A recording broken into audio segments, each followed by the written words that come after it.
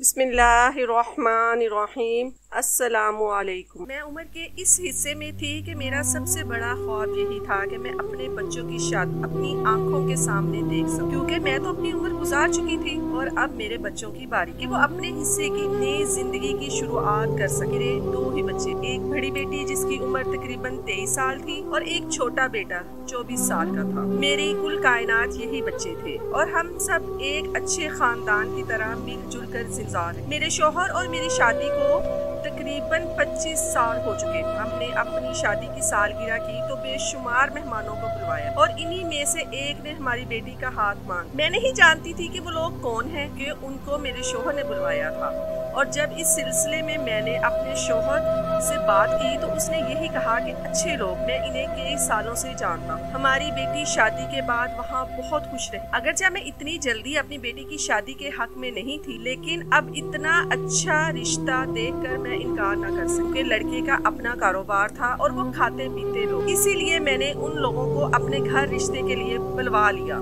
हैरत अंगेज बात ये हुई कि मैंने अपने शौहर को कहा था कि वो याद से दफ्तर से घर वापस आ जाए, मगर इतने अहम मौके पर वो नहीं आए। मुझे हैरानी से ज्यादा परेशानी हुई क्योंकि आज से पहले उन्होंने कभी भी ऐसा नहीं किया। बहरहाल मुझे रिश्ता पसंद आ गया, लेकिन मैंने फिर भी लड़के वालों को यही कहा कि मैं अपने शौहर से पूछकर जवाब। और फिर जब मैंने अपने शौहर से पूछा तो मुझे हैरत का झटका लगा जब उन्होंने बेफिक्री से कहा, तुम्हारी मर्जी है, करो या ना करो। अपने शौहर का ऐसा रवैया देखकर मुझे समझ नहीं आई कि मैं क्या कहूँ। पहले तो उन्होंने ही मुझे इस रिश्ते के लिए कायल किया था और अब वो ऐसे बेनियाज बन रहे थे कि जैसे उन पर इस मामले से कोई सरोकार ही नहीं है। मैंने महसूस किया कि वो कुछ उलझे से भी हैं।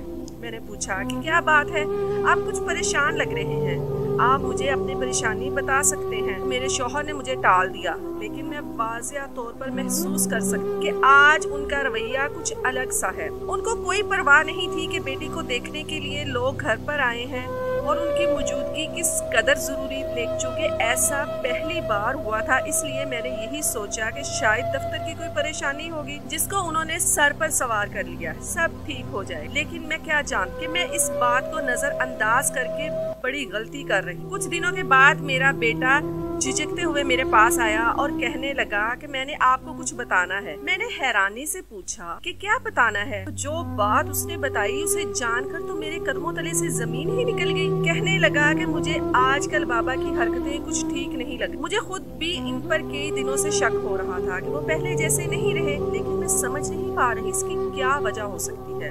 और जब बेटे ने बात कर मेरा परेशान होना लाजिम था और मैंने जब उससे पूछा कि तुम्हें ऐसा क्यों लग रहा है, कहने लगा कि जिस दिन आपी को देखने रिश्ते वाले आए थे, आपको मालूम तो है कि बाबा उस दिन घर पर नहीं आए थे। मैंने उस दिन उनको बाहर रेस्टोरेंट में एक औरत के साथ लंच करते देखा और उस दिन के बाद से भी मैंने कई बार देखा है कि बाबा दफ्तर की बजाय इस औरत के साथ कभी शॉप पर जा रहे हैं तो कभी लंच और डिनर। ये सब जानना मेरे लिए इंतहाई तकलीफदा था और मुझे समझ नहीं आ रही थी कि ऐसी कौन सी औरत है जो मेरे शौहर को इस उम्र में अपने जाल में फंसाने की कोशिश कर रही। फिर एकदम से मैं चौंक, कहीं वो इस तो नहीं आ गई वही मेरे शौहर की पहली मोहब्बत। 25 सालों से कभी हमारी इस बारे में आपस में बात की और अब मुझे लग रहा था कि अगर मेरे शौहर का रवैया बदल रहा है तो हो सकता है कि वो वापस ही आ गई हो। मैंने अपने बेटे को कहा कि अपने बाबा का पीछा करना और उनके साथ जो भी औरत तुम्हें नजर आए उसकी तस्वीर खींचकर मुझे लाजमी दिखाना। अब मेरे शौहर का रवैया बदल रहा था और वो घर भी देर से आने। इन हालात में मुझे अपनी बेटी की शादी की फिक्र भी करनी। शादी तारीख मांग, जब शौहर से पूछा तो कहने लगा बेटी का निकाह ही तो करना है, तो जब वो कहें रुखसत कर दो। अब आजकल उनका मूड बहुत अच्छा रहने लगा था, वो खुश नजर आने लगे थे और अच्छे से तैयार होकर दफ्तर जाते और ये सब कुछ मेरे शक को मजीद तकवीत दे रहा था। 2 दिन के बाद मेरे बेटे ने मुझे तस्वीर भेजी।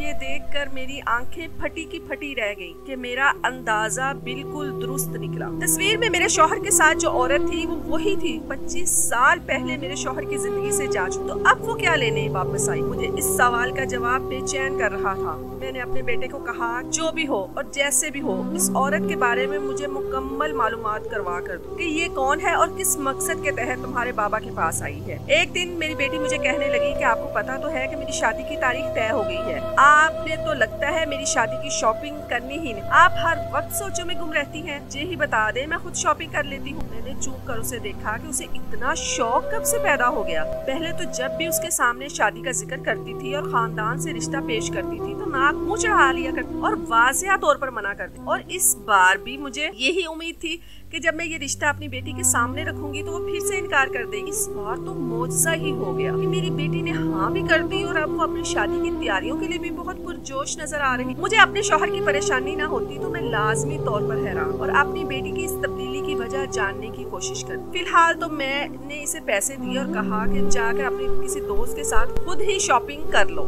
मेरी बेटी की शादी जिससे होने वाली थी वो लड़का मुझे भी पसंद था और अब यही चाह के मेरी बेटी जल्द से जल्द रुखसत होकर अपने घर चली जाए ताकि उसे अपने बाप के सिलसिले में कोई बात न पता चले, ना ही किसी किस्म की कोई परेशानी उसको उठानी पड़े। मैं उसकी शादी खराब नहीं करना चाहती। शाम को मेरा बेटा घर वापस आया तो बहुत गुस्से में लग रहा था। मुझे कहने लगा कि अम्मी हमारे घर में क्या हो रहा है।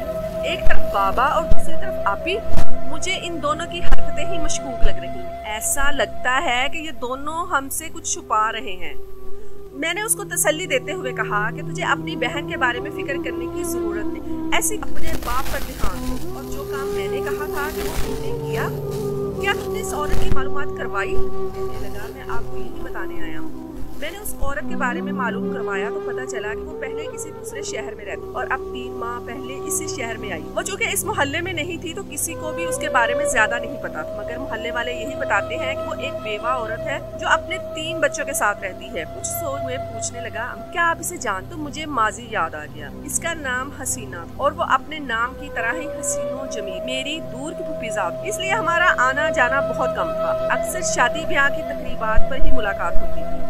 ऐसे ही शादी की एक तकरीब पर हम आपस में मिले तो मेरा शौहर जो पहले से मेरा कजन था हसीना की खूबसूरती के आगे बेबस हो गया और मुझे कहने लगा कि मुझे इससे मोहब्बत हो गई है, कैसे भी करके हमारी शादी करवाओ। मैं खुद इसे पसंद करती थी और इसके मुंह से ये सब सुनना मुझे बहुत बुरा लगा, लेकिन मैंने इन दोनों का राब्ता करवा दिया और वो दोनों आपस में बातचीत कर मुलाकातें भी होने लगी। मैं चुपचाप पीछे हट गई, लेकिन जब इन दोनों की शादी भी तय हो गई तो मुझसे बर्दाश्त नहीं हुआ कि कोई मुझसे मेरी मोहब्बत छीन ले, इसलिए मैंने इसके किरदार पर इल्जाम लगाकर इनका रिश्ता तड़वा दिया। फिर वो ही हुआ जो मैंने सोचा था। उस लड़की की शादी कहीं और हो गई और मेरी शादी मेरे कजन से। इन 25 सालों में मैंने आज तक उसके मुंह से कभी भी हसीना का नाम नहीं सुना, इसलिए मुझे लगता था कि वो इसे भूल चुका है। मेरी मोहब्बत इसे भुला देने के लिए काफी है और जब हमारे बच्चे जवान हुए क्या ही इसके बारे में सोचता होगा। मगर अब मेरी सारी गलतफहमियां दूर हो गई और ये लग रहा था कि वो तो आज भी उसको नहीं भूला। वो अब तक उसके दिल में जिंदा था, तभी तो वो आजकल उसके साथ यूं घूम फिर रहा है और उसने मुझे बताना भी गवारा नहीं किया था। मुझे डर लगने लगा कि वो कहीं दोबारा अपनी मोहब्बत को पाने के लिए बेचैन ना हो, क्योंकि अब तो वो बेवा भी थी और उसका शौहर मर चुका था, तो उन दोनों के रास्ते में कोई रुकावट नहीं रही। सही कसर मेरे बेटे ने मुझे ये बताकर पूरी कर दी कि अम्मा मुझे लगता है कि बाबा ने इस औरत से शादी कर, क्योंकि मैंने कई बार बाबा को इस औरत के घर में जाते भी देखा है और मोहल्ले वाले भी कुछ इसी किस्म के शक का इजहार कर। मेरे लिए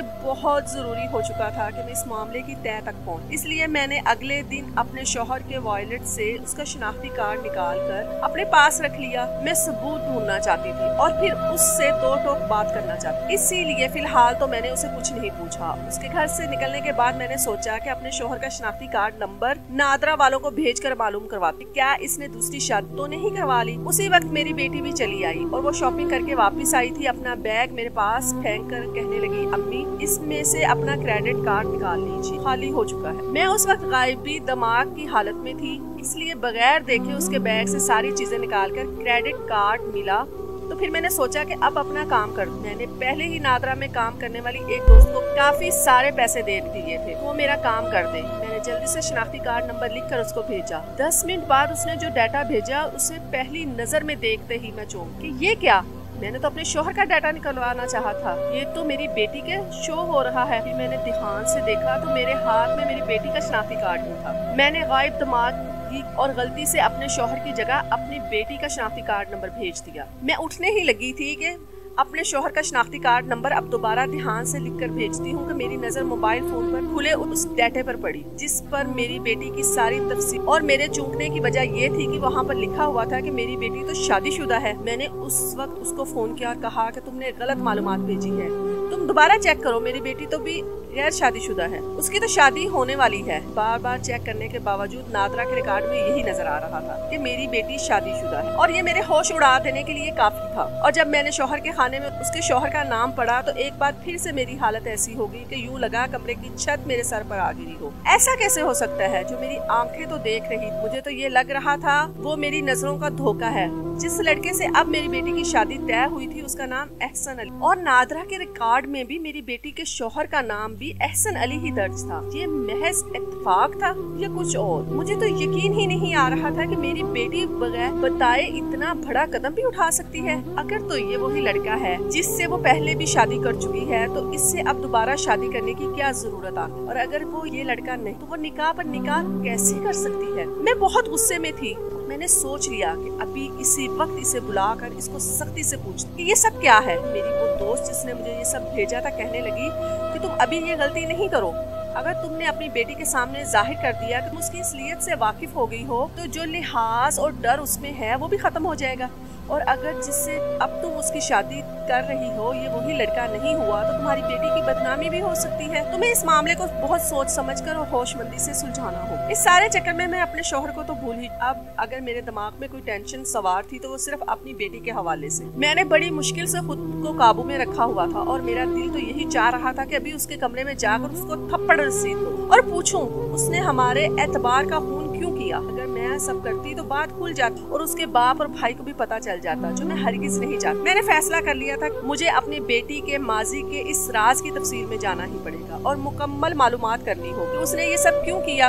अगले दिन वो घर से फिर शॉपिंग करने के लिए निकली तो मैंने भी उसका पीछा शुरू कर दिया। और ये देखकर मुझे हैरानी नहीं हुई कि वो अपने मंगेतर एहसन के साथ एक रेस्टोरेंट में लंच कर रही, जबकि वो मुझे घर से ये कहकर निकली कि वो अपनी दोस्त की बर्थडे पार्टी में जा रही है। लेकिन यहाँ पर आकर सब वाजिया हो गया। उसका मंगेतर एहसन ही शायद वो लड़का था जिससे पहले भी ये निकाह कर। थोड़ी देर के बाद मैंने जिन लोगों को उनके पास आकर बैठे देखा तो उन्हें देखकर तो मैं साकत ही रह गई। वो मेरा शौहर और हसीना थी। इन चारों की मुलाकात का आखिर मकसद क्या? कहीं वो सब मिलकर मेरे खिलाफ साजिश तो नहीं कर रहे थे? और क्या मेरे शौहर को ये मालूम था कि हमारी बेटी पहले निकाह कर चुकी है? ये सब सवाल मुझे बुरी तरह से परेशान कर रहे, जबकि दूसरी तरफ वो चारों हंस हंस कर एक दूसरे से बातें कर रहे थे और ये देख कर मेरा खून बोल रहा था। मैं तो अपने शौहर के बारे में मालूम नहीं कर पाई। दोनों ने कहीं शादी तो नहीं कर ली और अब इन चारों को यूं इकट्ठा होने का मकसद मुझे बिल्कुल समझ नहीं आ रहा। मुझे किसी भी तरह से ये मालूम करना था कि आखिर मेरी बेटी ने शादी से पहले ही शादी क्यों कर और हमें इस बारे में क्यों नहीं बताया। मैंने वहाँ से वापस अपने घर आकर बेटी के कमरे की तलाशी ली। थोड़ी देर की कोशिश के बाद मुझे उसके कमरे से निकाहनामा मिल गया।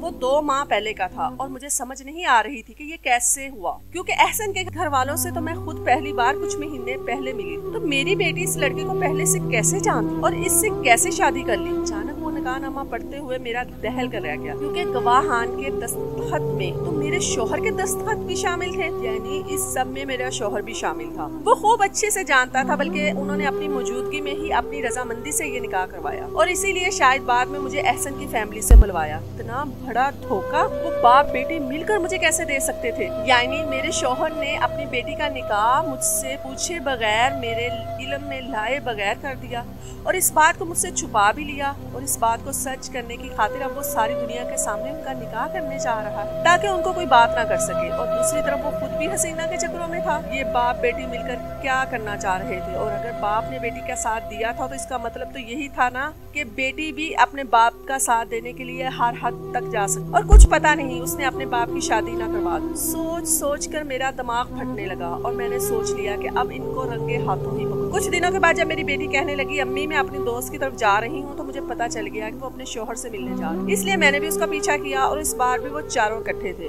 अब तो ये देखकर मुझे सब्र नहीं हुआ और मैं तीर की तरह उनके पास पहुँच गई। निकाहनामा मैंने उसी दिन अपने बैग में ही रखा हुआ था। मैंने वो जाते ही मेज पर जोर से फेंका और अपनी बेटी को बाजू से पकड़ते हुए खड़ा किया और सख्ती से पूछा, जब तुम पहले शादी कर चुकी थी तो अब दोबारा शादी करने का ये क्या ड्रामा है? बाप बेटी मिलकर क्या खेल खेलना चाह रहे? मेरी बेटी का तो रंग ही उड़ गया। उसे नहीं उम्मीद थी कि मैं उसके राज तक पहुंच जाऊं, जबकि मेरा शौहर गुस्से से उठ खड़ा हुआ, कहने लगा कि इस ड्रामे का क्या जो तुमने 25 साल पहले मेरे साथ खेला था। 25 साल तक मैं हसीना को बदकिरदार और बेवफा समझता रहा और उससे नफरत करता रहा। लेकिन अगर चंद महीने पहले इत्तेफाक से उसकी मुलाकात ना हो जाती तो मैं कभी जान ही ना पाती मेरे साथ कितना बड़ा धोखा और फ्रॉड किया था। हसीना ने भी मुझे अफसोस से देखा और कहा कि मैं जानती ये सब किया था तुम्हारा ही, और मैं इतने अरसे तक सिर्फ तुम्हारा घर बचाने की खातिर खामोश रही, और अब अचानक तुम्हारे शौहर से मुलाकात हो गई तो मुझे उसे सब बताना पड़ा ताकि ये मुझे गलत समझना छोड़ दे। और दूसरी बात कि अब अगर तुम जान ही गई हो कि तुम्हारी बेटी की पहले शादी हो चुकी है तो एहसन से तो मैं कि हाँ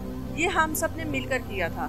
एहसन मेरा बेटा है और हम सब ही जानते थे कि अगर तुम्हें ये पता चला तो कभी भी तुम इन दोनों के रिश्ते के लिए नहीं मान, जबकि ये दोनों बहुत पहले से एक दूसरे को पसंद कर, क्योंकि उन्होंने 4 साल एक ही यूनिवर्सिटी में पढ़ा है। वो तो इत्तेफाक ये निकला कि एहसन मेरा बेटा है और मेरी बेटी मेरे आगे हाथ जोड़कर कहे अम्मी मुझे माफ कर, मैं आपका दिल नहीं दुखाना चाहती, लेकिन मुझे बाबा ने सब बता दिया और मुझे ये भी डर था कि अगर आपको पता चला कि एहसन किसका बेटा है आप कभी भी हमारी शादी नहीं होने, इसलिए मैंने बाबा से मदद की दरख्वास्त की तो उन्होंने हम दोनों का निकाह करवा दिया। फिर बाबा ने ही अपने दोस्त की मदद से एहसन का रिश्ता भेजा ताकि सबके सामने खुशसलूकी से ये सारे मामला तय पा जाएं और आपको शादी के बाद ही पता चले, लेकिन फिर भी एहतियातन हमारी शादी पहले ही करवा दी ताकि कल को आप इनकार ना कर। मेरे शौहर ने मेरी तरफ देखते हुए कहा कि तुम्हें लग रहा था कि कहीं मैं हसीना से शादी ना कर लूं, लेकिन ये इन दिनों हमारी जो मुलाकातें होती रही हैं वो हमारे बच्चों के मुस्तकबिल के हवाले से हो। मैं इनसे कई महीने से राब्ते में, और अगर मुझे इससे शादी करना होती तो मैं पहले ही कर चुका होता। मैं ये सब सुनकर बहुत शर्मिंदा हूँ। आखिर 25 साल के बाद मेरा राज सामने आ